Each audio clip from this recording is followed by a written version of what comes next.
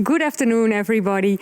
I'm very excited that so many people join us this afternoon at this event, Guiding Cancer Treatments in the 21st Century. We have a great program, and I hope that today we bring together companies, academics, and clinicians, because that's needed to solve the complex problems we face. I think I don't have to explain anybody how necessary this is if we see the current pandemic. But there's also light on the end of the tunnel. Almost 3 vaccines have shown effective protection against this virus. And I think this is a perfect showcase how our sector works. And it makes me also proud to see the knowledge, the skills, and the passion and the drive to get things forward. And that's also something we see in the field of oncology. For those who don't know me, my name is Annemiek Verkammen and I'm the Managing Director of Holland Bio. Holland Bio is the industry association and we connect more than 200 biotech companies. It is our ambition that biotechnology maximally contributes to a healthy and sustainable society. Our companies develop new vaccines, therapeutics, diagnostics, but are also active in the fields of plant breeding, industrial biotech, and developing cultured meat. This seems totally different products, but that's not true, because all these innovations need a lot of knowledge, need investments, and they take time before they enter the market. And at the moment, these new innovations are ready to reach a patient or a consumer, then we often see that the regulations do not fit these new innovations, or that our way of working does not really facilitate the uptake of new technology. And that's where Holland Bio steps in, because we try to remove the hurdles for these new innovations. Today, for this event, we work together with Encode. And I think that together we bring the best of both worlds, excellent research, and also the companies who can work at the bridge between the lab and our society. I'm very honored and pleased to introduce to you Chris de Jonge. Chris joined Encode as Valorization Director earlier this year, and she brings a lot of experience with her. She is still active in the investment world, and she has been active at the Flemish Institute of Biotechnology for many, many years. And that's where she initiated a great improvement of tech transfer. And I'm always a little bit jealous on that. So I'm so happy that Chris brings her experience to the Netherlands. Chris, I think it's the best that you introduce yourself further, so go ahead. Thank you very much, Annemiek. Can you hear me all? Okay, that's fine. Thank you very much for your kind introduction, Annemiek. First of all, I would like to wish everybody a warm welcome to this event. And I would like to start by apologizing that I'm not physically present in Amsterdam, but that I have to join this meeting through this digital route. Reason being that I'm still living in Belgium, where restrictions are still a bit stricter than in the Netherlands, so making traveling a little bit cumbersome these days. But as Annemiek already referred to in her introduction, there is light at the end of the tunnel. So I'm really very much enjoying to be together with you today, albeit in digital form. And as you suggested, Annemiek, since I'm a new face here in this audience, I would like to introduce myself briefly. So apart from the fact that I'm living in Belgium, what can I say more about myself? I have a mixed scientific and legal background, did my PhD in biochemistry. And as referred to already by Annemiek, I spent a large part of my career at the VIB, the Flanders Institute for Biotechnology, in the tech transfer office, where I was involved in all different aspects of technology transfer. I spent more than 12 years there, after which I shifted to the dark side and I joined a large investment company called PMV, where I was managing a 200 million evergreen fund in VC in life sciences, really investing in innovative companies in life sciences. And in that aspect, I was also very active in the sister organization of Holland Bio, which was called Flanders Bio. So it's for me a great opportunity to see the similarities and the differences between the two institutions. I joined Encode in May this year, and in June I took over from my predecessor, Agnes Livingstone, who some of you might have known, of course, who returned back to Canada.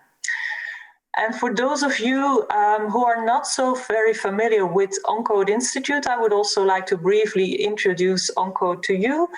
Encode is a research institute which is focusing on fundamental molecular research in oncology. We are uniting 900 researchers spread over 12 different partner institutions across the Netherlands, going all the way north from Groningen up to Nijmegen in the southeast. And we have one mission, which is to accelerate breakthrough innovations in oncology and to translate these into novel therapeutics and diagnostic solutions for patients. Now, how do we want to do that? We're hinging on 3 strategic pillars with Encode Institute. The first one being excellence in science. All our Encode investigators have been selected on the basis of the excellence of their science, and you will see some excellent examples of that later on during the presentations. A second pillar is we strongly believe in collaboration. We really believe that 1 + 1 equals more than 2. We encourage our researchers to look for synergies, to collaborate instead of competing amongst each other, and to share their knowledge instead of shielding it. And then thirdly, importantly, in order to make that translation, make that bridge, we believe in a very proactive valorization approach. And what does that mean? That means that at a very early stage, we try to recognize these new innovations. We try to really be integrated within the research labs, to activate the appropriate valorization channels, and then also to accelerate this translation to more applications. How are we operating at Encode? First of all, we finance innovative research with unrestricted base funding. So we really give our researchers the freedom to explore for a longer term period. So we stimulate them to really involve in high risk, high gain research, because we believe that that is really the source of breakthrough innovations. We also make sure to set up the necessary facilities and infrastructure institution-wide so that our researchers can get access to breakthrough new technologies like single-cell sequencing, proteomics technologies, biological manufacturing, etc., etc.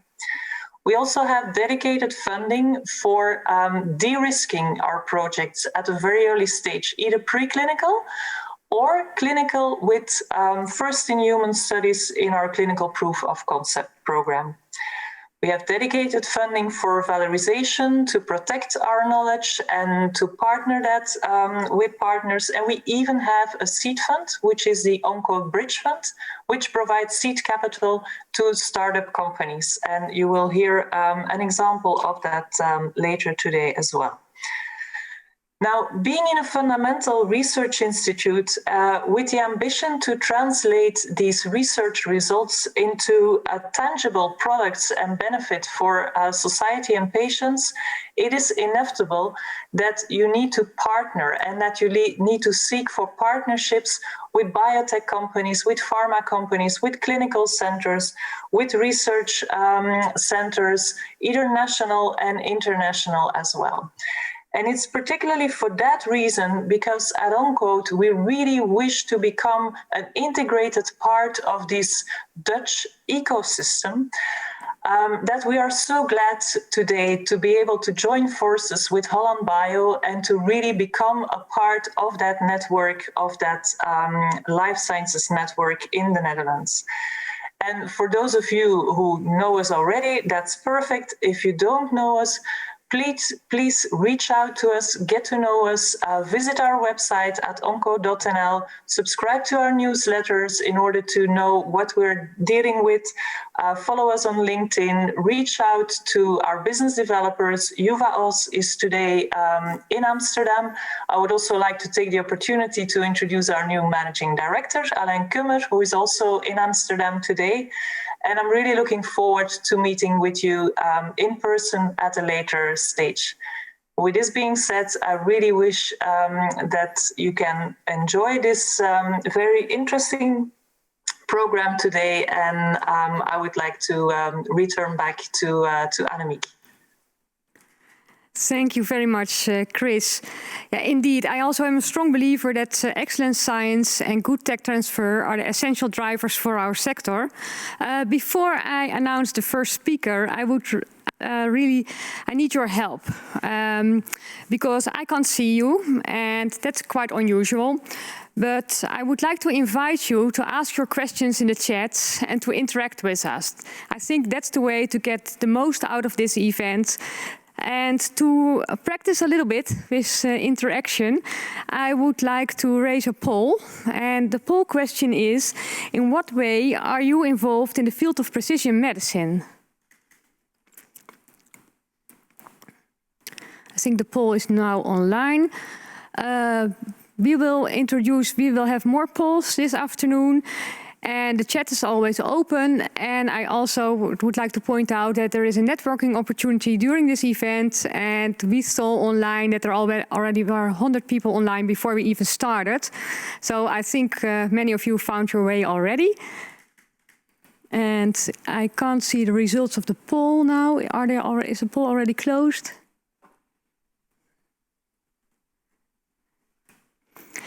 And as Chris mentioned, we are in Amsterdam today. We are at Pakhuis de Zwijger.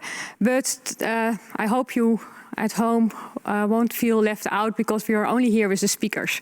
Of course, we would love to have you all here, but we will do that next year, I promise you.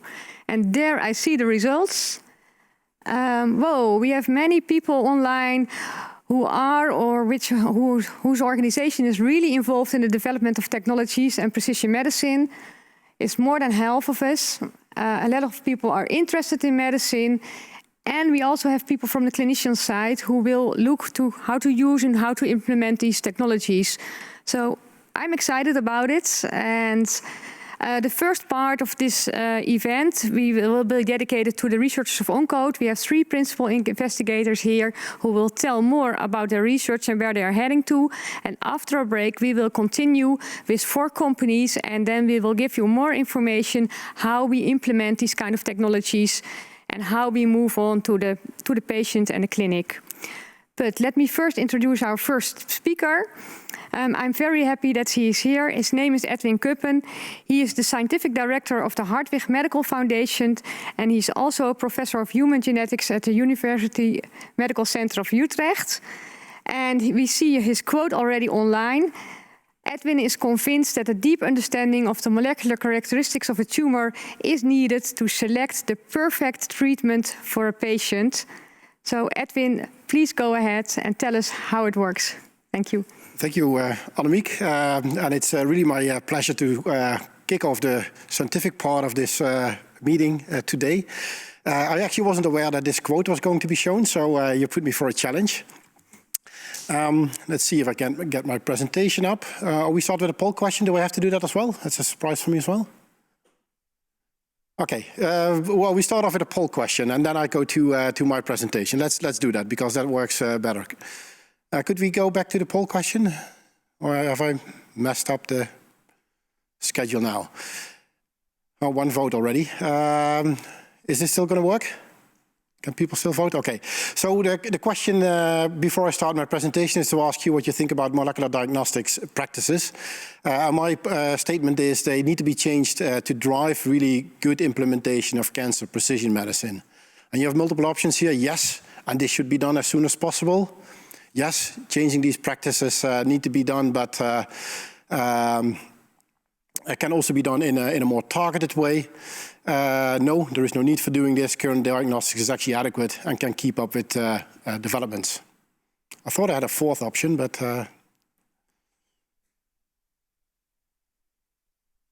Okay.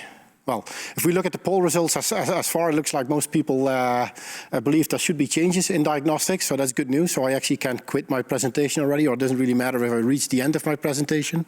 But let's start at anyway, because I will focus for this seminar, on the first part of the, actually the first word in the sentence of this, the theme of this meeting, and that's the guiding cancer treatments into the 21st century. And guiding precision medicine and cancer treatments does require diagnostics, molecular diagnostics. And so I will talk about molecular cancer diagnostics in the 21st century. And let's go back to the beginning, which is not that long ago. Typically, we had very few targeted medications, and we only had to look at basically one specific target if you consider that specific drug. For example, tyrosine kinase inhibitors for lung cancer, you would look at hotspot mutations, several exons of the EGFR receptor. Or otherwise, vemurafenib in melanoma is basically typically one codon that you would want to survey in this specific gene. And for that purpose, people typically used simple sequencing, targeted sequencing methods like pyrosequencing or capillary sequencing. And please be aware, these technologies are still being used in several routine diagnostic procedures. So if I would want to do precision medicine in those days, well, what I try to illustrate is by just going to my molecular cancer diagnostics web shop. I select a single gene assay, capillary sequencing, cost me about 100 to 150 bucks. Okay, very nice, I'm done. Well, time progressed. And we actually have seen, thanks to efforts of researchers, but also of a lot of pharma companies, we have seen over the past 5 years that more than 50 new drugs have been launched already for almost 90 indications. And actually some of these drugs do not act on one tumor type, but can be used in multiple tumor types. So that means that we're typically not done with looking at one target. Thanks to a lot of discoveries that have done in fundamental science and efforts of pharma companies, we now really have a portfolio of approaches that we can take to target a tumor cell. And part of that is not future, it's already there. For quite a few indications, and this list is really growing, we see a trend that there is an increasing number of genes to be tested. So this old approach, single gene approach, did not scale very well. I would fill up my shopping basket quite quickly with adding more and more of these targeted tests. So the good news is that the shop has been growing as well, not only the targets, and we have these so-called hotspot panels that we can now select. It's a bit more costly, but we can remove the old assay and replace it for an improved version to do more comprehensive testing of these common hotspots. Okay, fair enough. Are we done? Not really. We also have learned a lot about fusion genes in the genome, and we have developed drugs in that specific area. And this is the example of lung cancer, which has a lot of structural variants that drive tumorigenesis, and two of them, ROS1 and ALK fusions, are actually already diagnostically relevant and should be tested if you want to give specific drugs to these patients. These are not in this hotspot panel. And in addition to that, this lung cancer example is one example, but we also have recently seen a very nice development of Anthrax gene fusion inhibitors, including larotrectinib, a very effective and powerful drug. But this fusion is actually quite rare. 1 to 2% of cancer patients carry this fusion, and this fusion gene can be in any tumor type. So basically identifying these patients means that you have to do this gene fusion test on every cancer patient in the Netherlands. We've not solved that problem yet, but I give this as an illustration that we, in this case, see a trend to an increasing number of fusion genes that need to be tested, and that some of them even need to be tested in every cancer patient. Okay, let's go back to my shop again and see what's in store. In the past, in the old days, we used single gene fusion assays like FISH assays, but nowadays we also have these larger panels that you can basically detect any known fusion candidate that you want to test for. So these ROS1 fusions, but also the Anthrax fusions are in this assay. It's not cheap, but you get all of these targets. So let's add that to my shopping basket for comprehensive diagnostics. Are we done? Well, let's look a little bit into the future. And we look in the development pipeline at different pharma companies. And there we see that in the late-stage oncology pipeline, there is almost 1,000 molecules being developed or drugs being developed, and that this is still very much increasing, these targeted drug developments. So meaning there is likely many, many more targets that need to be identified. And people working in an environment where a lot of diagnostics or a lot of clinical studies are done, they know that these standard hotspot panels are not sufficient to identify all the candidate patients that could enroll into trials. So what's the solution for that? Well, there is not really a solution because the markers that we need to see nowadays are also getting more complex. If we look at, for example, immunotherapy biomarkers, we see that FDA has approved these immunotherapies for actually quite complex biomarkers. One of them being microsatellite instability and cancer, so it doesn't really matter what the tumor type is. Once the tumor is microsatellite unstable, a patient is eligible for immunotherapy because it works in that background.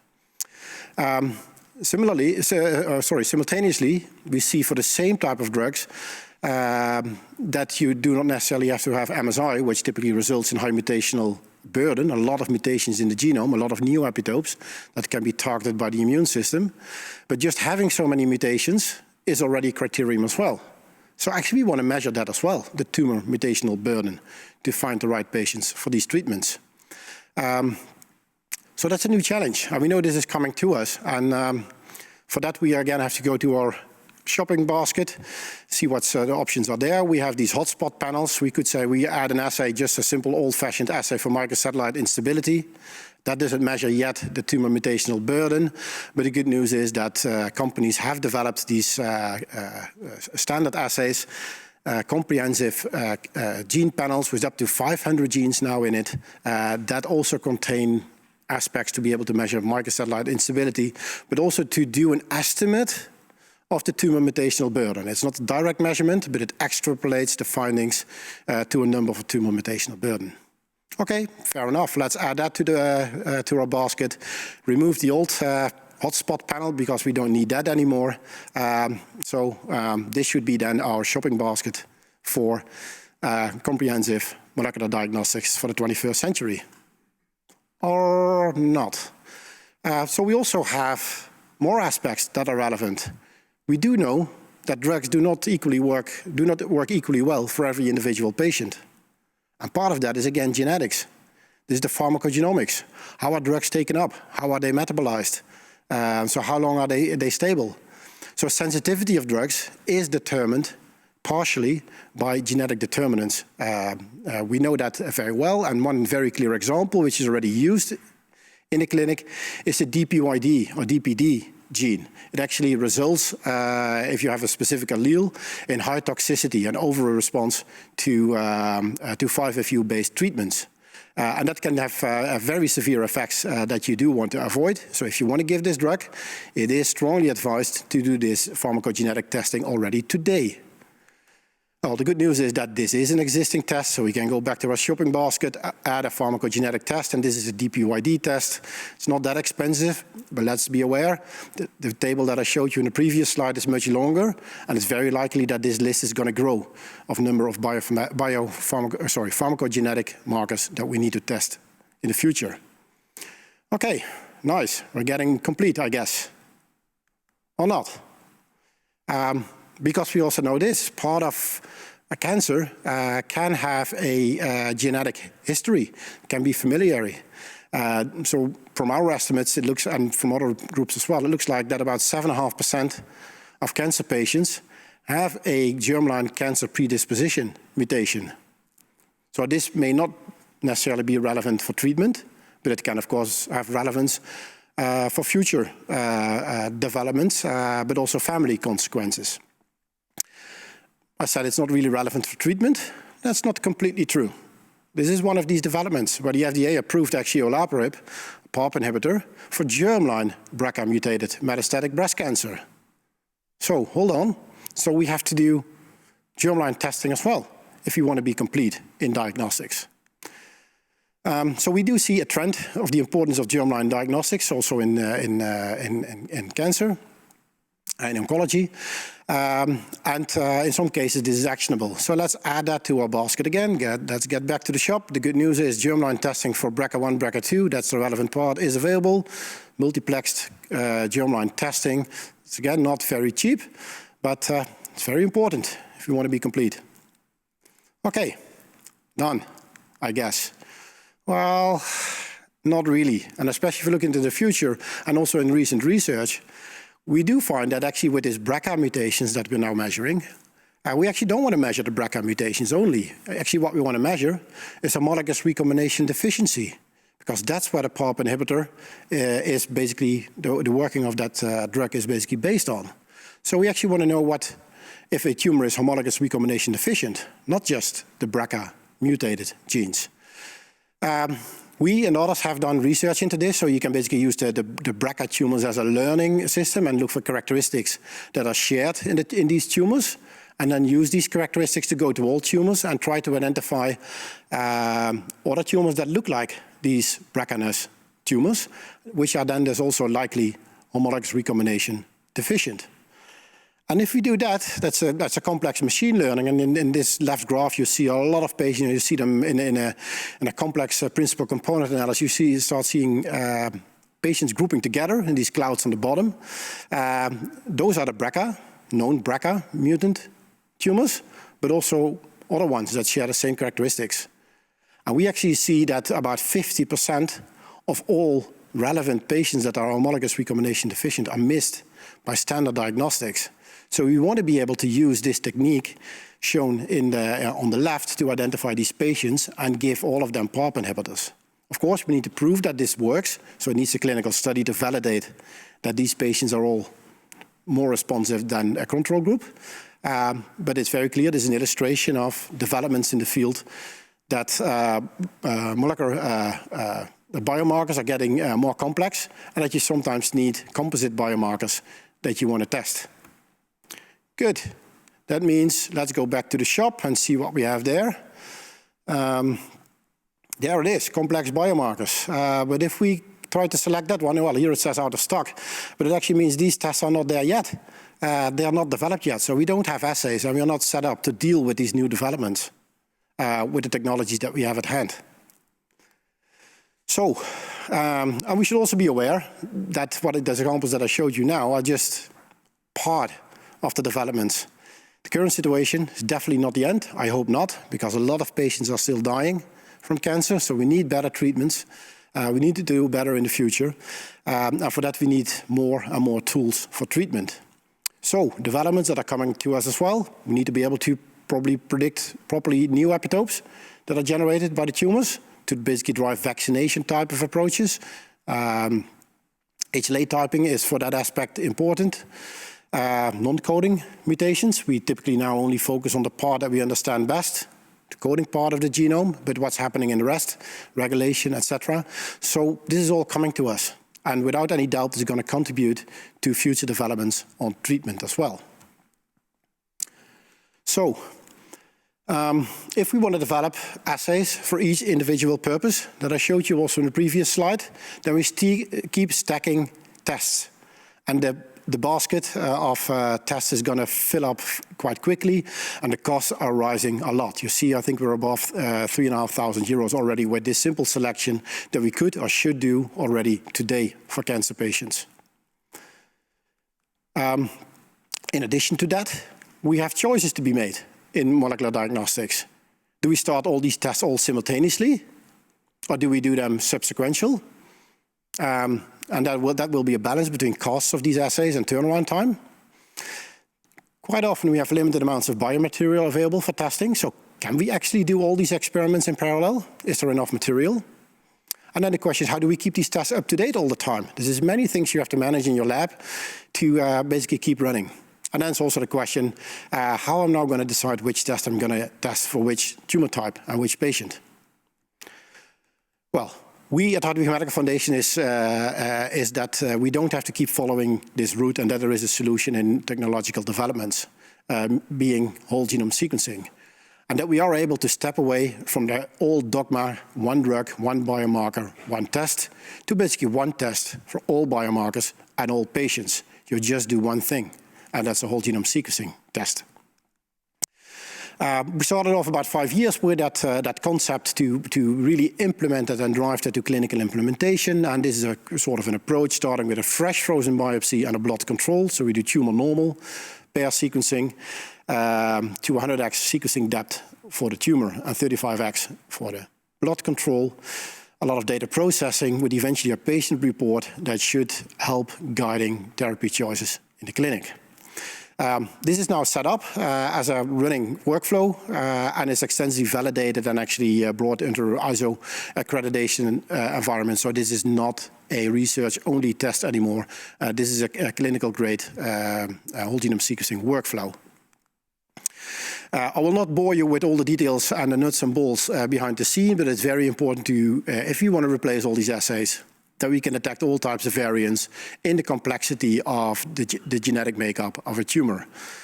That's behind the scene. What the doctors see is not a complex picture of everything that's in a cancer cell, because most of it is not actionable or relevant for the clinic, but we condense that in a layered patient report that is brought back to the doctors and can help in decision making. We do include in these reports these complex biomarkers that I already mentioned that were not available yet in the shop. They're available in whole genome sequencing. And we also do not just report what's happening in the tumor genome, but we do help with the guidance towards potential actionability, which includes standard of care, which includes clinical trials that are available in the Netherlands, or indications for off-label drug use. How relevant is that? I think quite relevant. This is just some statistics, and we've basically found up to 60%, in 60% to 70% of the cases, we do find an actionable mutation. This is a retrospective analysis of complete cancer genomes. So that you could rightfully ask the question, how does this really work in real practice? Is all of this really actionable? I should mention this DRUP study. I will not go into detail there, because a lot of indications that we do find refer to drug use outside its registered label, and we are lucky that we have been able, together with the Center for Personalized Cancer Treatment, have been able to set up the DRUP trial that makes it possible to act upon these findings. And I'm pretty sure the next speaker, Emil Voest, will expand further on this concept. That is all where it started. Now the real question was, is this now really a item that should be in the shop and should be selectable? Is whole genome sequencing ready for prime time, and can it already be used in routine clinical practice? I think that's a very important question. We can do a lot of theoretical exercises, but the proof of the pudding is in the eating. So we set up a study where we basically split samples from the patients into two routes, one going to standard of care diagnostics and the other one going for whole genome sequencing. This is done in a clinical trial together with the Netherlands Cancer Institute. And we basically do the diagnostics in parallel, basically the old-fashioned shopping cart model versus whole genome sequencing. And the key questions we had, is this feasible to do whole genome sequencing in such a clinical setup? Are the results valid? So do we basically measure what we expect to measure, what standard of care does find already? But then the real question is, because it's more expensive, it's really a question, is there really added value in using whole genome sequencing? So we set up that study. It's almost finished now, but this is the interim halfway conclusions that we could already draw. We basically see a turnaround time of on average 13 days, and actually in the last months this is routinely down to less than 10 working days, and that means it's as fast as standard of care diagnostics. We do find that whole genome sequencing is successful in about 70% of the patients, where for standard of care diagnostics is 85%.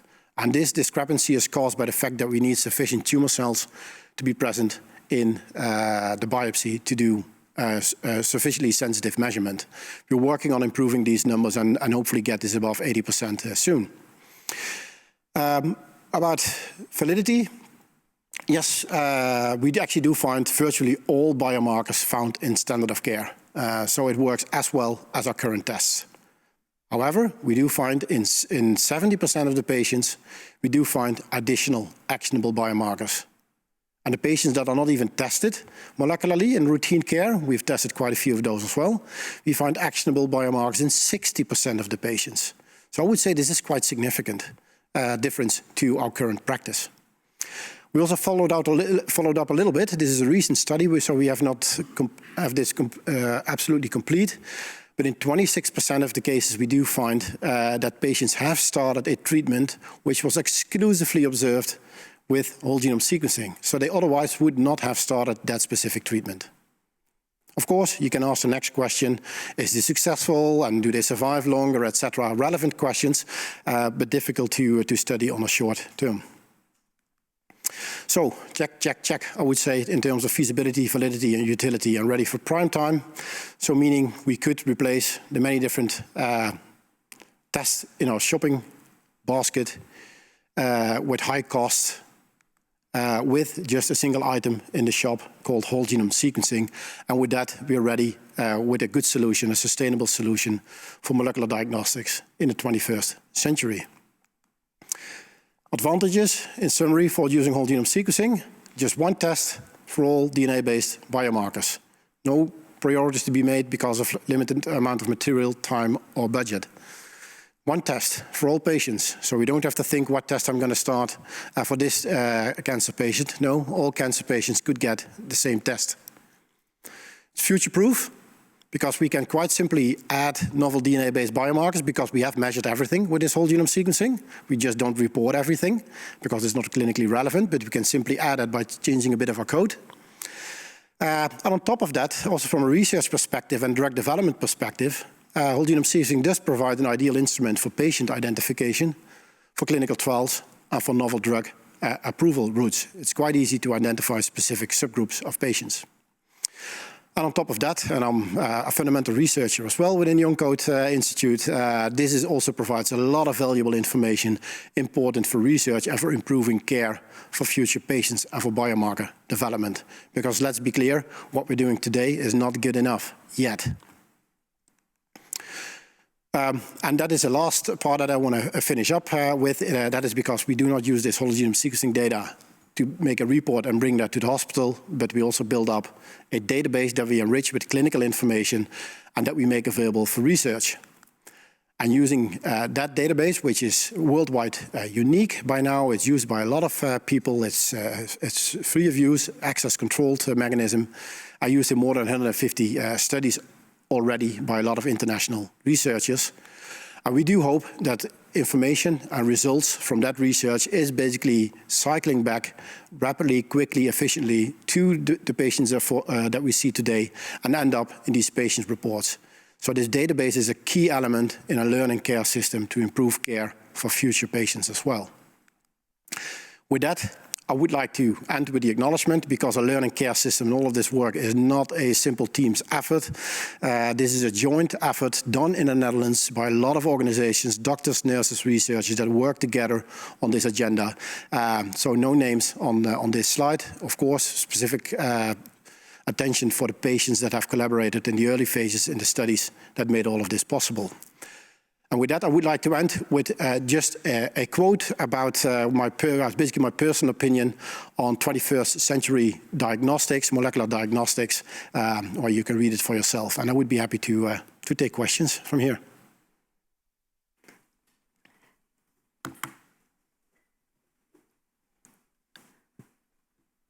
Thanks a lot, Edwin. It's a very interesting talk, and it's a whole tour through the labs. And I would like to congratulate you on the results of your study. It's really amazing. And what I was wondering, what's holding us back to implement this further? Well, we should be honest there. That I didn't do a fair comparison with my shopping basket, because I added up all the tests, and in current practice, not all tests are done. So we are not spending €3,500 euros on molecular diagnostics in current practice, because those budgets are not available.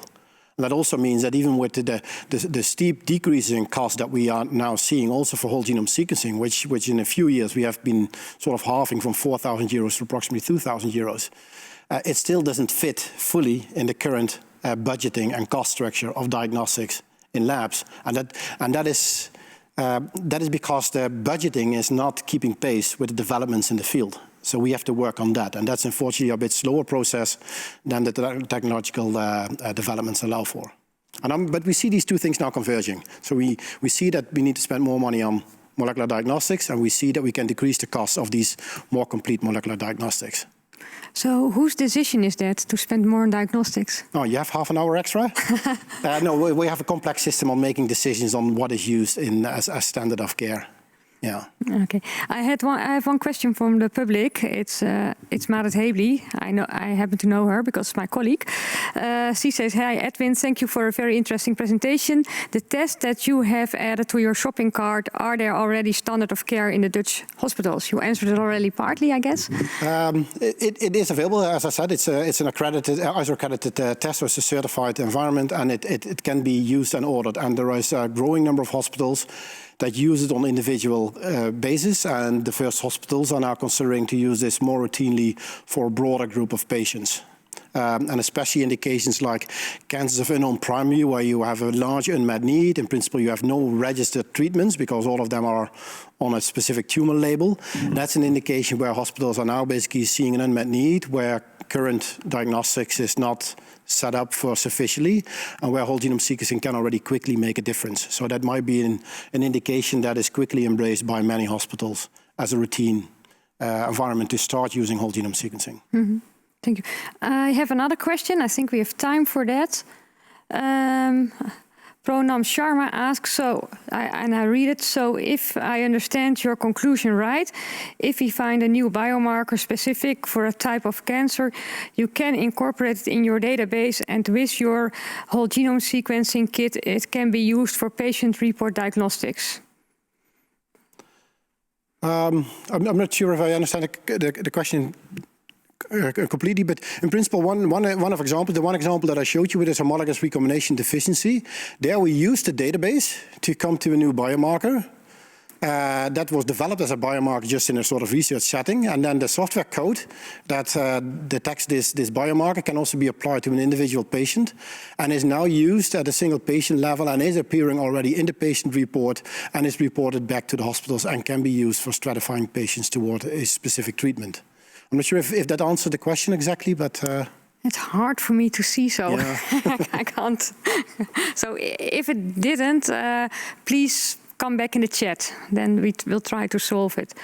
And then there is another question. Milad Tananzi, he writes, thank you, Edwin, for the interesting insights. How do you view molecular diagnostics compared to functional testing on cellular level to guide treatment? That's a good point. But let me be clear. We're just doing whole genome sequencing. We are not done forever for the future for all diagnostics.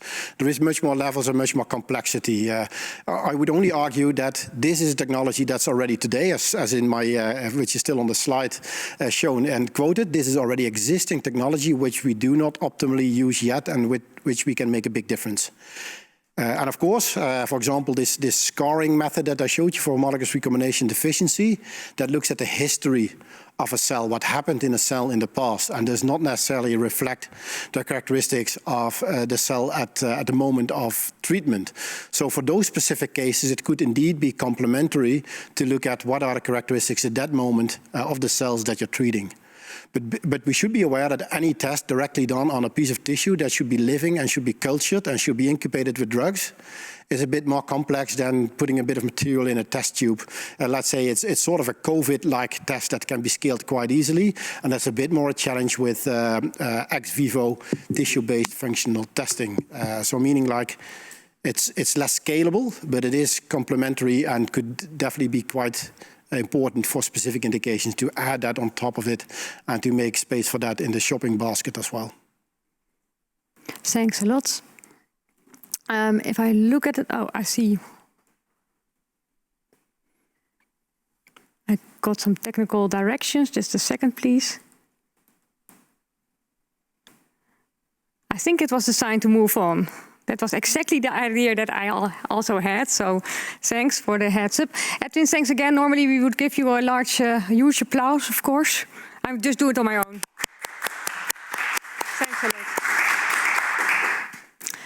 So it's my honor now to introduce the second speaker. And our second speaker is also a principal investigator at Encode, but he is busy with much more things because he's medical director on the executive board of the Netherlands Cancer Institute, and he is professor of medical oncology.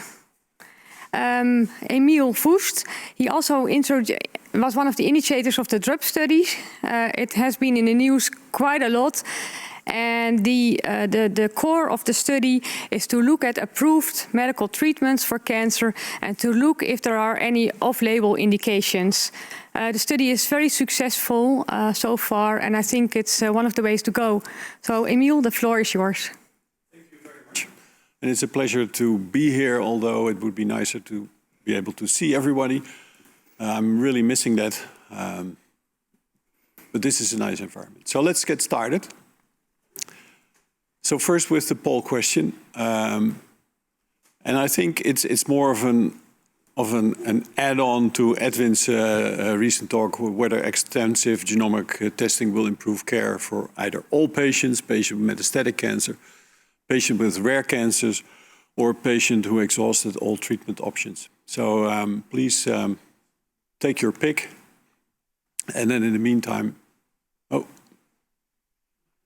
100% all cancer patients. Who could argue against that? Well done, Edwin. So let's get started with my talk. So what I try to do is take you through the journey that we try to take when we select treatments for cancer patients, and what the improvements should be in the near future to make sure that we're ready for the future. And a cure for every cancer is the motto of the NKI. Just recently we decided that it's time to be really ambitious and say, let's try to achieve that goal, a cure for every cancer. So this is my conflict of interest. I'm legally responsible with all contracts with pharma. This is the backbone of what I want to share with you. The learning healthcare system, we recently published on that. And traditionally, you see that the scientific environment is almost completely separate from the clinical care environment. And only when you have something that's really proven, you're allowed to go into the clinical care system where you have reimbursement in place, and that will move forward. And that system has worked and has delivered us, at least in the Netherlands, with a very high quality care system. But I think it's outdated. And in the next slides, I will show you why I think that this system is outdated and that we actually should have a more of a merger between research and clinical care. So first of all, I try to decide on what are the key steps in implementing new technologies or new opportunities for care in our current cancer care system. And there are multiple levels. So first of all, obviously, you need to have drug development. You need to have new drugs for new targets to improve treatment. You need to have access to diagnostics, innovative clinical trial designs, big data, and affordable healthcare. And I will not spend that much time on drug development because, to be honest, that is actually going really well and almost at a pace that it's scary if we don't fix the other problems that I'm going to talk about shortly. I think if you look in the next few years, there will be many, many more drugs available. There will be many more targets available, and they will be either selected for certain tumor types, but also tumor agnostic. So there will be a flurry of drugs coming, and we need to make sure that we connect with those patients. And one of the things that is extremely important to realize is that the number of patients that are found for a particular drug with a new target is going to be smaller and smaller. So we need to really find those patients. And the next slide shows you a little bit on why that is really important. This is a little bit of an old slide, but it illustrates the things that we have experienced with, for instance, crizotinib, which was approved in 2011 for ALK fusion. And here you have the slides of 2013 and 2015, and every little diamond is a hospital in the Netherlands with a pathology department doing that testing. And you can see the percentage of lung cancer where the drug was approved for, that was tested, was highly variable. And definitely not at the mark of 100% testing.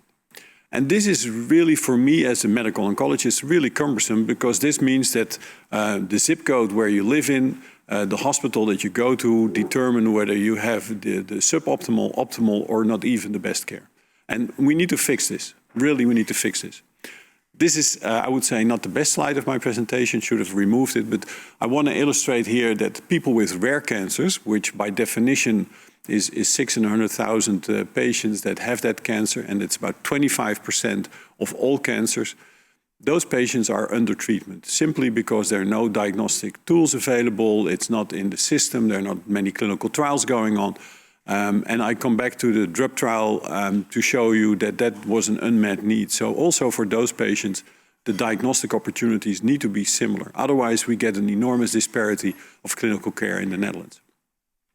I'm quickly going to discuss this slide because as Edwin has already extensively shared with you, we feel that whole genome sequencing as a basis for diagnostics would solve many of these problems. And we just almost completed, I think it will be around next week, that we have included in a year and a half about 1,200 patients with metastatic cancer, with locally advanced cancer for whole genome sequencing. And this has helped us enormously to identify all types of patients that can potentially improve from additional treatment options. And again, also here you have the choice to say, well, am I gearing up for the future? Am I looking at all the drugs that are coming along, and do I really have a test in place that can identify those patients and make sure that they go into clinical trials, that they receive the best treatment? Or do you say, well, as long as the treatment isn't approved yet, so I don't need to look for those patients? And I think it's our obligation as clinicians to make sure that we identify those patients. This is not just something going on in the Netherlands. I'm currently the director of Cancer Core Europe, which are 7 very ambitious cancer centers in Europe that work together. And within Europe, we also try to organize this in such a way that we have molecular tumor boards on the European level, that we have profiling in place, and that we then try to use a molecular tumor board portal to select patients for a particular level of treatment. And again, this is in 7 comprehensive cancer centers done in Europe. It also shows you that there are places where these new developments are moving fast forward, but there are also places where they're not moving fast forward. And again, that really is a concern because it creates an inequality in cancer care.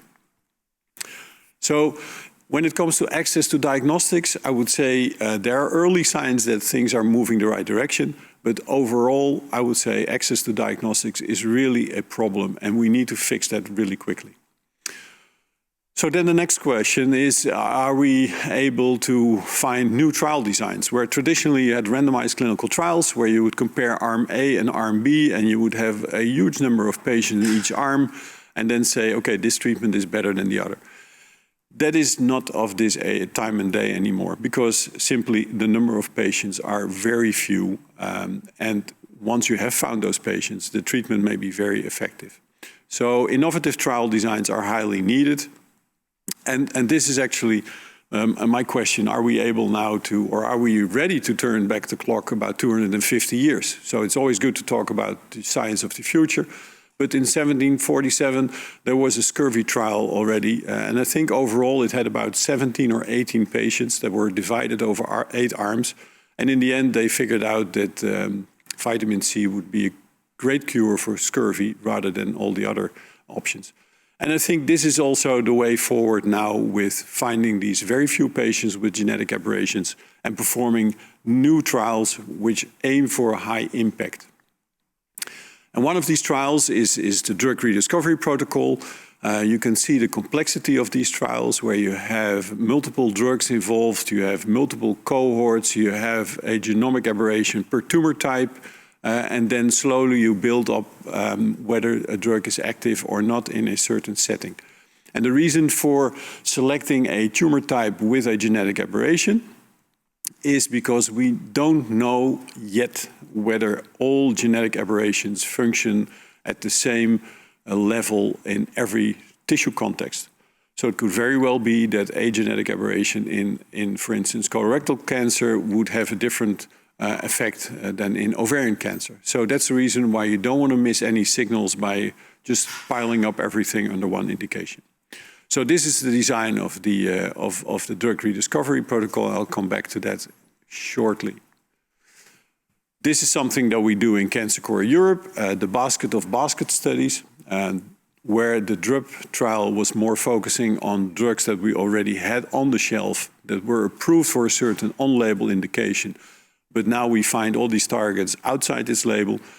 The basket of basket is really helping to find new drugs and new targets and make sure that we do the trials in such a way that we can identify these early signals of activity.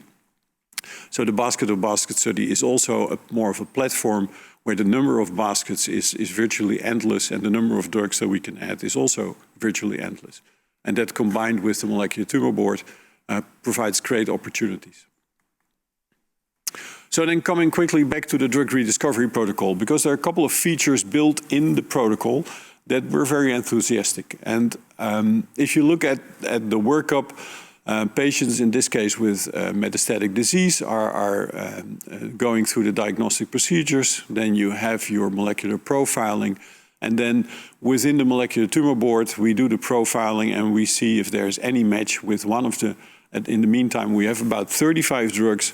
If there's any match with one of the 35 drugs that could help, potentially could help that patient. Then we first start with 8 patients and in a single cohort of a tumor type, again, a drug target and a treatment. And if 0 out of these 8 patients have any effect, then we say, okay, this doesn't work, and we put it out there. So that means that other countries, other places can not make the same mistake of using, of prescribing off-label drug for this particular indication. So that's very rapid advancement of knowledge.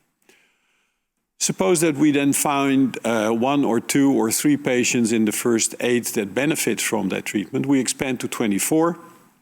And then if we see more than 5 of these patients with a clear effect on their treatment, then we sit down with the company and we sit down with the regulators and say, okay, how can we move this forward? And as you can see here, we now have built in a stage 3 option where we have personalized reimbursement, where we expand the cohort to a larger set of patients just to make sure that we confirm the data in the first 24.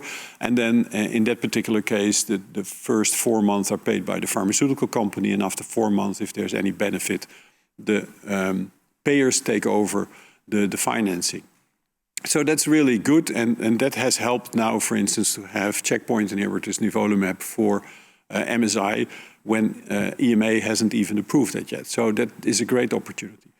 The second good feature of the design is that if you see a few patients benefit, because we have pre-treatment biopsies in all these patients, we can go back and see why some patients have responded and why some patients haven't, and then refine the profile and just go back into the circle.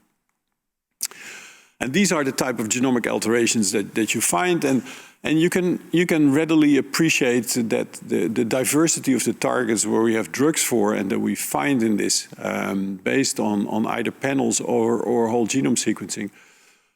You can see that, for instance, the HER2 is obviously more abundant than many others. And there are drugs for HER2, and we're using them. But it's also that HER2 amplifications are seen in multiple tumor types. So off the shelf, we now provide additional opportunities. Interestingly, and then I'm coming back to the Anthrax inhibitors or the NRG1 fusions, we only found a few in 500-600 patients.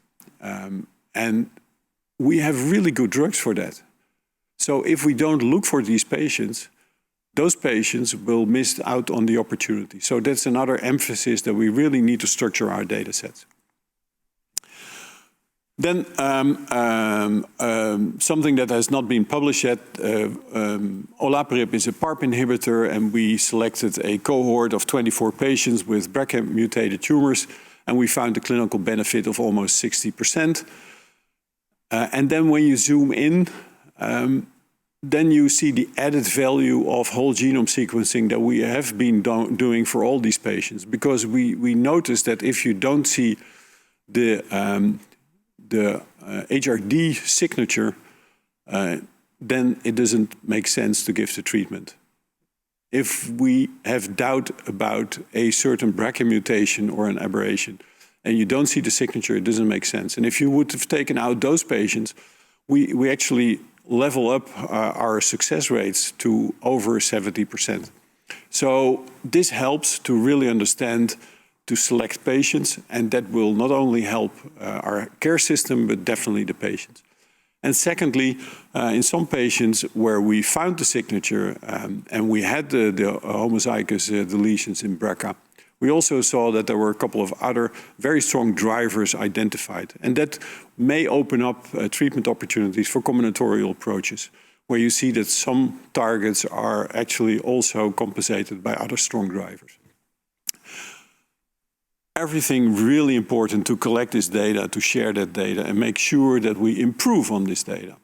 So if I would say the innovative trial designs, if I'm in a good mood, I would say we're getting there because there are new trial designs that we can use, but still we haven't solved the question whether this should always be placebo-controlled or in a control arm, even when you have very small groups. So, but I think there are new ideas.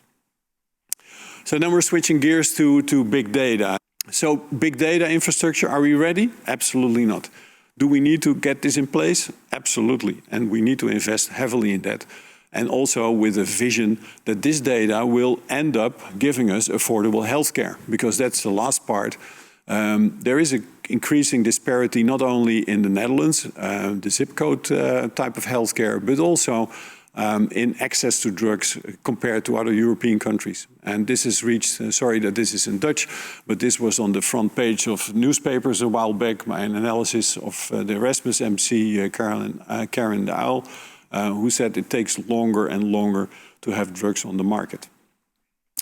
So if we then finalize with affordable healthcare, then we see that we need to kind of make sure that research is an integral part of clinical care, because it can save lots of money and can improve healthcare.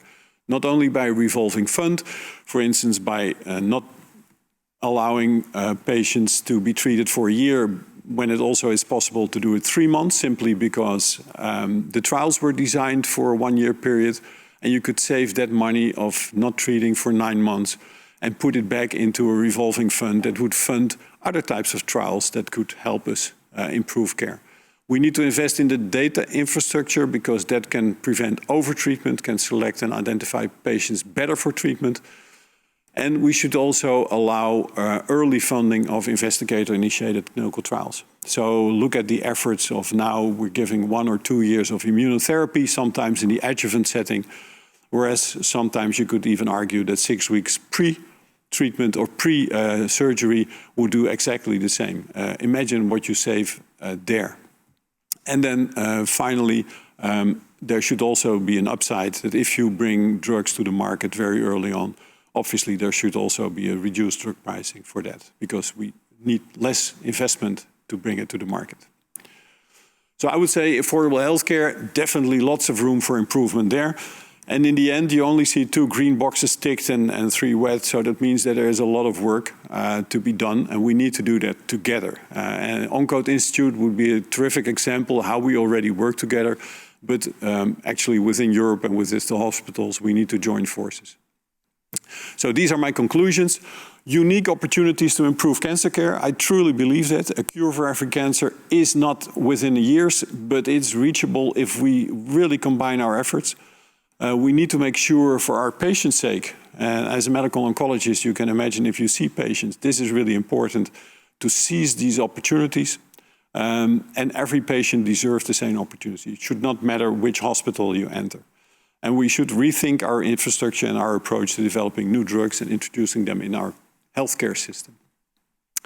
I listed here a number of themes. My group, I'm also a senior PI at the Encode Institute, but obviously the Hartwig Medical Foundation with Edwin that you just heard, the DRUB team with the co-PIs Hans Gelderblom and Henk Verheul, but also with great support from funding agencies and the insurers that make it possible that we do this together. Thank you very much.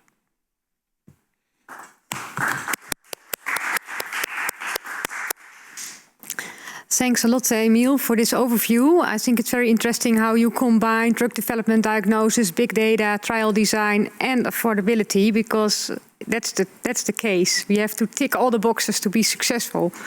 I have a very interesting question from Markwin Velders. He writes, thanks, Emiel. The ongoing diagnostic revolution will result in the ultimate personalization of medications and therapies. The outcome may be that clinical trials may become an NS1 treatment. How do you expect the clinical trial design and consequently the approval process of treatments will deal with this? Yeah, well, that is the reason why I didn't check that box green, because we're struggling with that. You have to imagine that now, if we have only 1 or 2 patients and you see that it's active, does that mean that all patients will respond the same way? So ideally, you would like to have a comparator. That's generally not possible. However, suppose you would do every patient in the Netherlands in a database, and we in the NKI already have over 100,000 patients in treatment. But suppose you would have these 40,000 patients a year that die of cancer and the 100,000 a year that we diagnose of the Netherlands in one big database. That would allow you also to create cohorts that could use as controls. Normally, statisticians don't like historical controls because things change over time, things improve, the diagnostics improve, so you get a different patient selection. But if you do it in parallel, there are opportunities there. So trials within cohorts would be an opportunity. But you could also compare it with the last line of treatment. So if you see how long a patient benefited from the treatment before that, and you can compare that with the line of treatment you want to give, those are new models. They're not fully refined yet, but I think it's the way to move forward. Yes, I agree, definitely. And you also see that the trial design is very complex. And I think what we experience nowadays at the reimbursement process, and you see that, for example, a lot in the field for medicines for rare diseases, that the data are almost difficult to get accepted at the Zorg Institute in the Netherlands because the patient groups are too small or differs too much. Do you have any ideas how we can interact with the Zorg Institute to take them with the changes that are coming? Because the trial will not move back to the big clinical large cohorts. No, that's true, and I think everybody realizes that. It is interesting that once you are able to kind of get a helicopter view, then I've worked as a scientist, so you're really focused on your thing, you really strongly believe in that, and you come up with the data. Then you have a pharma company that wants to make sure that the drugs are going on the market with a certain price. And then we have the gatekeeper, which is the Zorg Institute, but also the insurance companies. They actually protect the fact that every month we have a payable amount of money for our healthcare insurance. So they at the moment have a methodology that only allows, yes, you're on the market, or no, you're not on the market. If they say too early yes, then our care system will become very expensive in a very short period of time. If they say no, then everybody will fall over them and say, how can you withdraw medication for patients that would benefit from that? So we need to really understand their point of view, and they're doing that for us. The trials that I just described actually provide a kind of a waiting room, a gray zone, where you introduce them in the system, and then you add additional data over a certain period of time. And in the meantime, you can discuss pricing, and in the meantime, you can discuss all types of other things, and then you allow it. So that means that you have some control, that not every drug where you have a trial of 60, 70 patients is going to be on the market for 100,000, but even 200 or 300,000. So I think we need to understand each other's point and then come up with new systems. So if I may summarize that, we need a more adaptive system between the clinical trial period and the reimbursement or the period after that. It's more adaptive. It doesn't need to be black and white, but we need to kind of make it more flexible. There's also that is kind of a learning healthcare system as well. Yeah, thank you. I have another question, just a quick one. What is different in that subset of patients gaining novel mutations? Is it the type of tumor? Is it the treatment or the mechanism of action? Yeah, that's a good question. So I assume that the question refers to the fact that you gain some new mutations in the paired biopsy study. Yeah. What you see, for instance, in lung cancer under a certain therapeutic pressure, there will be new mutations that confer or convey resistance. So when we know in that particular area, you could say, okay, I have one big test up front, then I at least identify all the patients that you can imagine. But for certain drugs, we know that there will be resistance limited to a pathway. And then you can be very focused and zoom in on those resistant pathways, perhaps via liquid biopsies, and that makes the diagnostics far more efficient. Thanks a lot, Emiel. Thanks for your insights. Thanks for being here. And it was a pleasure. I'm looking Thank you. forward for other interactions.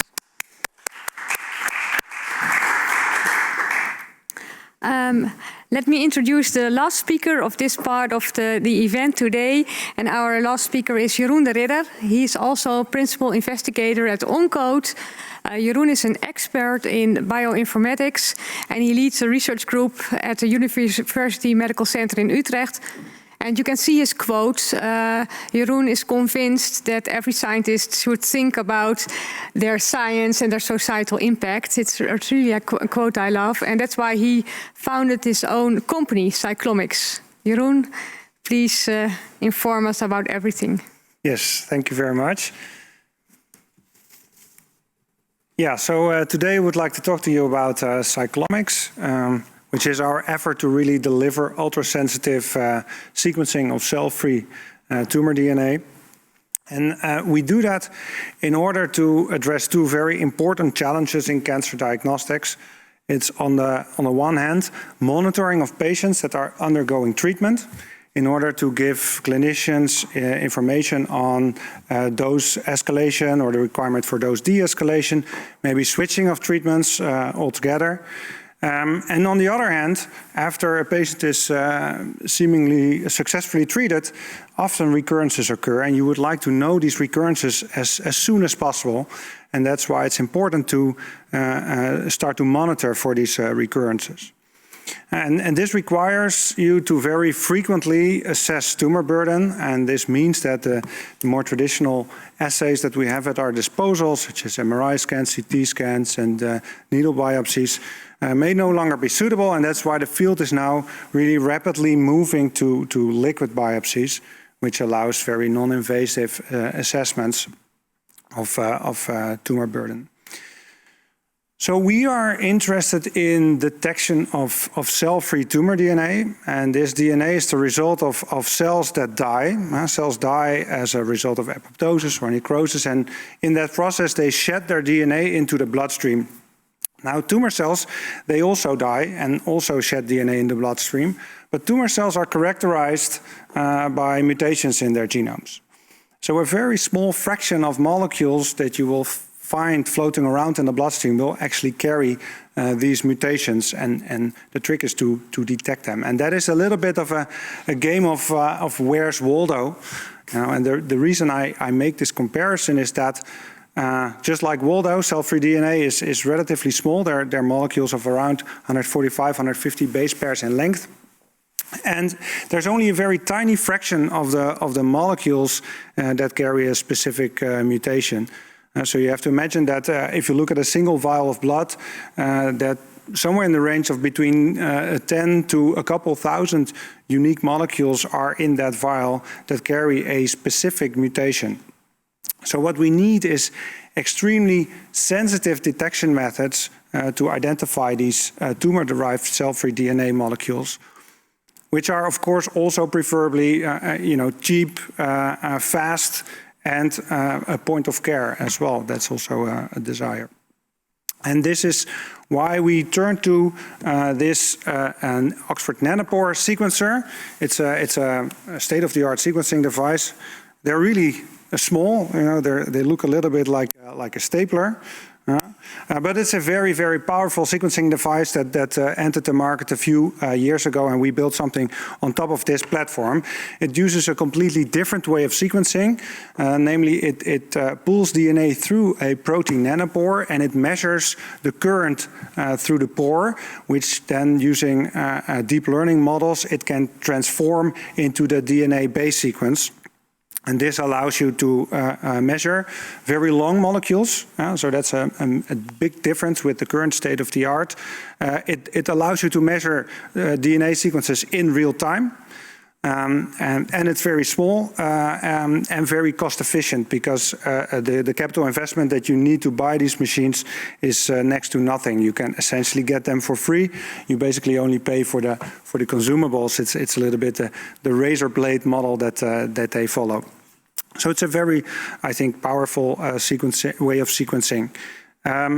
It just has one drawback, that compared to the state of the art of sequencing, the accuracy is a little bit on the low side, and that really does not really fit with this idea of very accurate detection of cell-free DNA, because you need to somehow distinguish between these very rare mutations and sequencing errors, and that actually requires very accurate sequencing. And that is actually a problem that we try to tackle with what we call cyclomics-seq. And this is the workflow. On the left, you see that we start with target selected cell-free DNA molecules, so you can use basically any enrichment strategy that you like. And once you have enriched for the target of interest, we've designed a strategy that allows us to capture these small molecules into using a backbone sequence into a circle. So you get these circular molecules, which we can then copy using rolling circle amplification, which gives rise to these long molecules that you see in the middle that contain many copies of these original cell-free DNA molecules.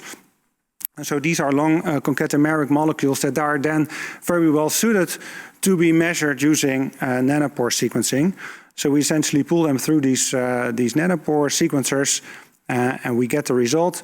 And then the trick is to, from all these copies, can we then build a very accurate consensus sequence, which allows us to differentiate between sequencing errors, which should occur somewhere randomly in the read, versus the true mutations, which should occur in every copy, or at least the vast majority of the copies that we have sequenced. So this allows us to really be much more sensitive than with standard sequencing. It's also very fast. I've noted the times here. So within 24 hours, you can put it on the sequencer. It's real-time sequencing, so you can couple the data analysis to the actual sequencing. So within 48 hours, you should be able to get a result. Actually, in practice, it can go even faster, as I'll show you in a second. And this approach is quite flexible, because you can basically do this for any target of interest. We've done it mostly for P53, but you can design or use any target enrichment strategy that you would like and tie it to this approach. Now this is a typical result. Here you see the read size distribution. So we get the vast majority of the reads are longer than 4K, which corresponds to about 10 copies, which is what we need for accurate consensus sequencing.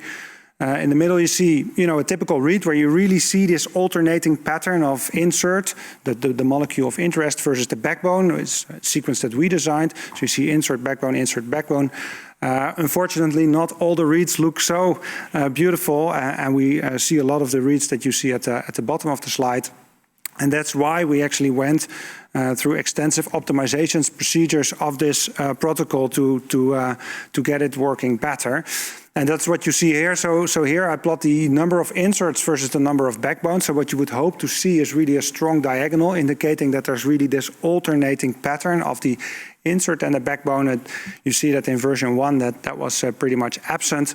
So we try to really optimize this backbone sequence based on GC content and the entropy and the bendability of these molecules. And then in version 2 you could start to really appreciate a much stronger diagonal, which is what we would need. So we further optimized it, the protocol itself, the reaction conditions, buffer concentrations, stuff like that. And now we have a version of the protocol where we can reliably get about 80% of the reads that are useful for downstream analysis, that contain sufficient copies and in a regular order that allows us to really make these very accurate consensus calls.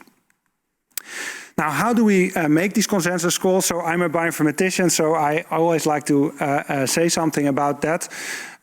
So you have to imagine that in these devices, to get to the base sequence, there is a translation being done from this raw signal to the base sequence itself. And in this translation, there is already errors being introduced. So one thing that we wondered is, can we not straight from these raw signals actually, the collection of raw signals actually determine if there's a mutation present? So the first thing that you need to solve is to, from this long sequence, find back which parts are the interesting parts, which are the copies of the original cell-free DNA molecule. And then we have all these signals that you can cut out, and then we still need to make a final mutation call from these raw signals. Now, and there's a couple of challenges if you want to do this. The first being that the speed at which this DNA molecule flows through the pore is absolutely not constant. So these signals are actually of varying length. And the number of copies that we have in a single read is also not constant. So you have sometimes 10, sometimes 20, up to maybe 80 copies we see. And so we need to take that into account. And so one thing that we use technology called dynamic time warping, which is also used in if you know the app Shazam. It's for audio fingerprinting and to make quick matches that are time insensitive. And so we use this dynamic time warping to essentially find back all these backbone sequences. Of course, we know the sequence of this backbone sequence, so we can use dynamic time warping to find all the best matches. That's what you see in the bottom. You can do a trace back, find back all these backbone sequences, and then everything that's in the middle is actually the sequence or the signal in this case that we're interested in. And then we still need to somehow detect from a bunch of these kinds of signals that you see on the slide here, where is now the mutation, and do we see this mutation across all the copies? So how do we do that? So what we do is we again use this dynamic time warping trick to map it against the signal that we expect. We can basically calculate the expected signal, basically the situation without the mutation. And as soon as there's a mutation that at that location, this dynamic time warper will have much more trouble finding good matches, and we can try to measure that using the effort it takes to basically do the warping, using entropy measures, average displacement, these kinds of things, and that gives rise to these kinds of images. And now these images, they're nice because they're nice and regular, same dimensions, X and Y. And you can see in the middle, you see a very clear signal that there's something finicky going on there. And that's actually the indication that there is a mutation there. And these images are now amenable to state of the art in deep learning, which is then indeed what we use. So we train convolutional neural networks to detect the presence or absence of these mutations by doing this step in between with the dynamic time warping. And to train these models, we actually can use a trick where we basically build training data by changing artificially a base in the sequence that we expect, so in the reference sequence. And in that way, we can generate a lot of training data, which is also something that you need to train these deep learning models accurately. And in this way, we can very accurately spot these mutations straight from the raw signals. So does it work? This is based on a slightly older version of the computational approach, but the principle is the same. And here you see indeed that it works. Here you see the false positive rate versus the number of repeats, the number of inserts that we see, and you essentially can see an exponential decay as the number of repeats increases, leveling off after around 10 copies or so. After 10 copies, you see still there's some residual error going on, which is an indication that there is some systematic errors that we really cannot correct for, and those bases we basically have to discard. We cannot call mutations for those bases. On the right, you see the same thing. So the left is on the backbone, which we of course always sequence, so we can use it to interrogate this false positive rate. On the right, you see the same, but then for a biological sample where we amplify the p53 exon, and here we display it in terms of the Q-score, and you can see that we can reach a Q-score of around 37, 38, and with the latest bioinformatics tools, we can even go higher than Q40. And you have to remember that this is single read accuracy. So this is not the result of sequencing the same thing or with many reads, but this is the accuracy that you get from the single read. So if you capture a mutation in your read, you will be able to very accurately detect it. So based on these results, we thought it would be good to maybe start applying it to an actual use case, and we've chosen head and neck cancer. It's a relatively prevalent type of cancer, and besides it's a very nice model to demonstrate our technology, because there's a very clear unmet clinical need. So the treatment of head and neck cancer is only moderately successful, and one very particular problem that we have in head and neck cancer is that recurrences happen a lot. So in 50% of the cases, the tumor recurs even after seemingly successful treatment. And these recurrences are very hard to detect using standard imaging techniques. So if you talk to pathologists, it's really hard in the head and neck region to, for instance, identify recurrent tumors and to distinguish those from, for instance, scar tissue that could be the result from the treatment. This means that you often detect these tumors way too late for any restartment of the treatment to be successful. So this is what we try to really address using liquid biopsies in our cyclomics approach. Moreover, head and neck cancer is characterized predominantly by mutations in p53. I think a little over 70% of the patients carry a mutation in p53, and this goes up to more than 90% of the patients if you only look at the HPV negative patient population, which is what we are interested in. So what we did is we tailored the cyclomic-seq approach below to the p53 locus, capturing in one go all exons of the p53 gene and really identifying very accurately mutations in this gene. Now, supported by the Encode clinical proof of concept studies, we were able to very quickly set up this clinical trial in which we wanted to prove clinical proof of concept. This is actually still very much ongoing, where the aim is to include 30 patients that are undergoing daily doses of radiation and some intermittent doses of chemotherapy. And we do weekly blood draws that we can then subject to cyclomics sequencing, and alongside we also do a ddPCR assay as kind of the current gold standard for liquid biopsies, and we can compare the result with the standard of care, which is MRI scans. So just to show you the first results for the first few patients. This is a patient with a stage 2 oropharynx tumor, a point mutation in p53 at a variant allele frequency of 60% in the tumor. And we have these time points now, and I'm not the expert, but even I can see here in these MRI scans that in the first few weeks after the treatment, there's hardly any difference that you can observe from these MRI scans. It's actually only 3 months into the treatment that you can see a clear response to the treatment. And it turns out that this patient suffered from a recurrent tumor in a lymph node that was visible in a scan 9 months after the treatment. Now, if we look at the cyclomics result, that's shown over here. On the left, you see the control, so that's all the way at the bottom. Then the cyclomics result in the middle, you see already a pre-treatment, time point 1, elevated levels of mutant molecules, which then seems to go up in week 2, comes down, and then instead of going down further, what you would hope, it actually seems to go up again slightly, which is a result that's almost 100% recapitulated also by the ddPCR assay, except for this final time point, which in the ddPCR was negative, whereas our results clearly indicate that there is some elevated levels of mutant molecules in this patient's blood at that time point. But either way, I think this clearly demonstrates that in N is one situation, but okay, that Cyclomics-Seq already at week 5 is able to detect residual disease, whereas with the MRI scans, nothing really is visible. These scans are pretty much indiscernible from each other.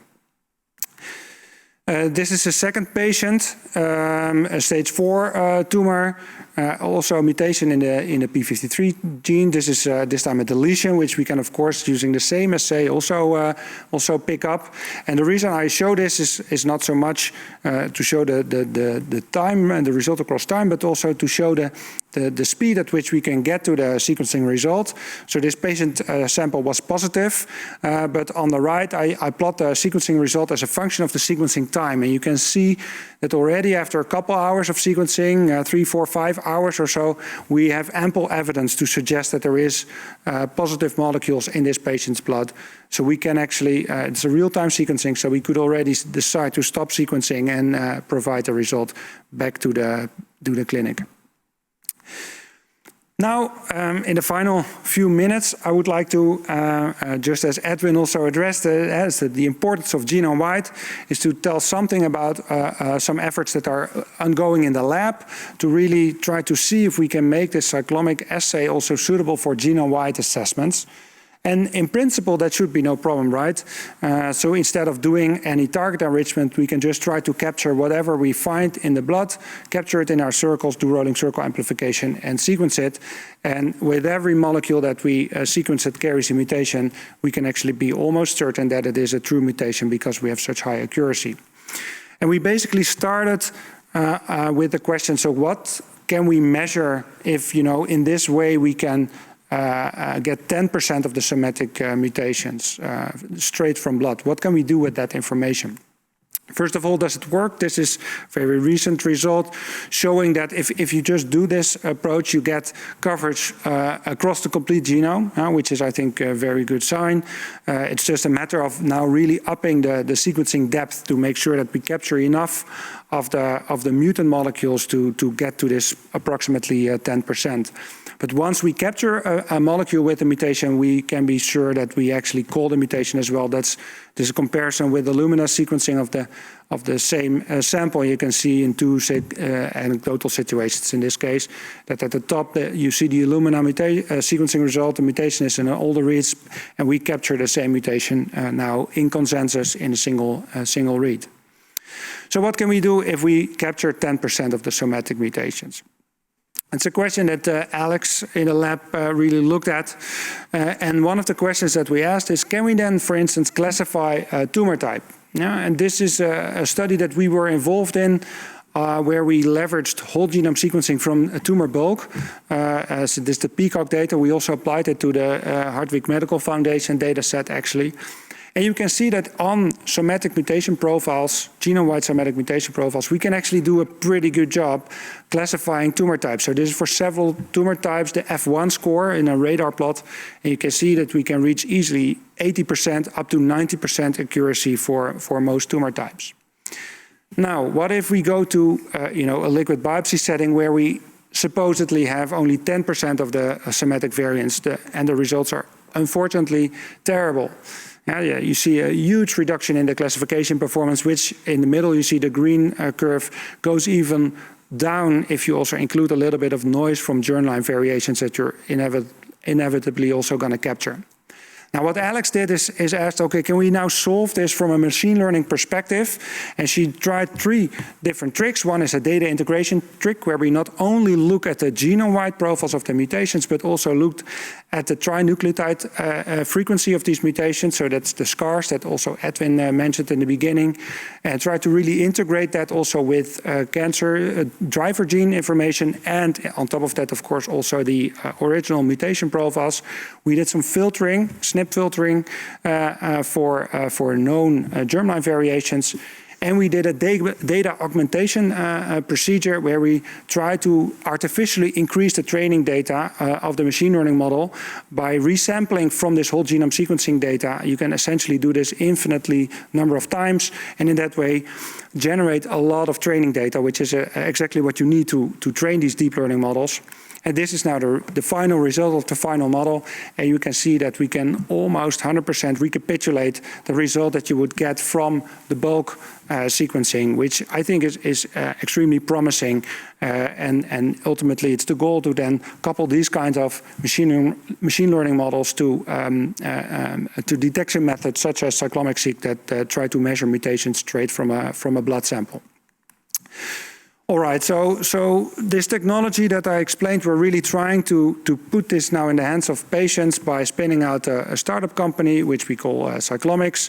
Its first aim is to really deliver this p53-based assay in first instance for head and neck cancer, but as you can see on the right, more than 30% of all cancers carry a mutation in the p53 gene, so it's potentially also applicable for many other cancer types. And we can also do this same trick for other genes, maybe even panels of genes. And ultimately, we would like to, of course, if the sequencing power increases, which it seems to be the case, we can maybe at some point also do this indeed genome-wide, as I've shown you. So with that, I would like to at least acknowledge the team that is really driving Cyclomics. On the left, you see the people that are in the company, in particular Wichard and Alessio, the co-founders. And now we're also joined by Wilbert as our CEO that's really driving also the business development, because we're at a stage where this is now becoming increasingly important. And also the people on the right, PhDs and the postdocs that are really on the academic side trying all kinds of cool stuff with this technology. And of course, you at home for your attention. Thanks. Thanks a lot, Jeroen, for this interesting presentation. And I was not aware of this technology, so at least I learned a lot. And I have some questions from the audience from you, and I will read them.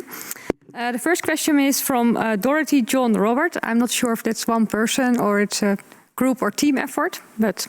If they stay 1.5 meters apart, it's no problem. Okay, then we will accept the question. Yes. How representative are cell-free DNA, especially transcriptomics profile for solid tumors? Does the sensitivity of nanopore bridge the gap? Yeah, so that's about transcriptomics. Yeah, that's tricky. I think doing transcriptomics from cell-free transcripts, that's very tricky. The DNA, certainly for solid tumors, there's now increasing evidence that for a vast majority of the solid tumors, there is residual tumor-derived cell-free DNA or DNA in the blood, and not only the blood. There's all other bodily fluids that are also being assessed for the presence of these tumor-derived molecules. And I mean, Illumina sequencing is also used to interrogate these cell-free DNA molecules. We've chosen this platform because we think that, you know, the small form factor and the fact that we can try to get this near patient really fits with the diagnostic setting. And we try to really make this work using our cyclomics assay.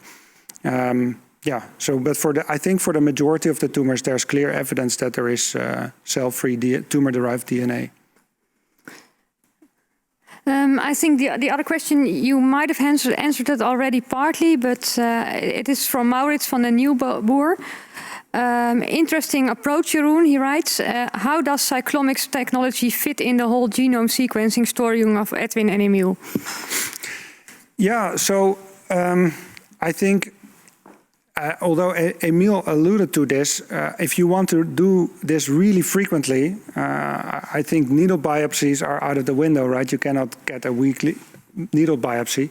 So then you would like to go to something that's less invasive and that you can do more routinely. And I think at least that's what we are targeting. I think with this assay, you could potentially do that, right? Especially as the sequencing costs go down even further. You can get this done, hopefully, indeed, at a weekly basis, maybe later on at a monthly basis if you're further down the line. And that's really what we try to achieve. Clear. So I don't see any more questions for now. I think people are urging for a break. Thanks a lot, Jeroen. Yeah, thank you. And I would like to congratulate all the speakers with their work, and I wish that they go on. And I think it's also a compliment for Encode, because if this is the new or the next generation of PIs, the future for cancer treatments and guided cancer treatments looks very bright. And saying that, by noting that we are only at the half of the program, so there's much more to learn today, and I wish you a nice break and hope to see you back at 3:30.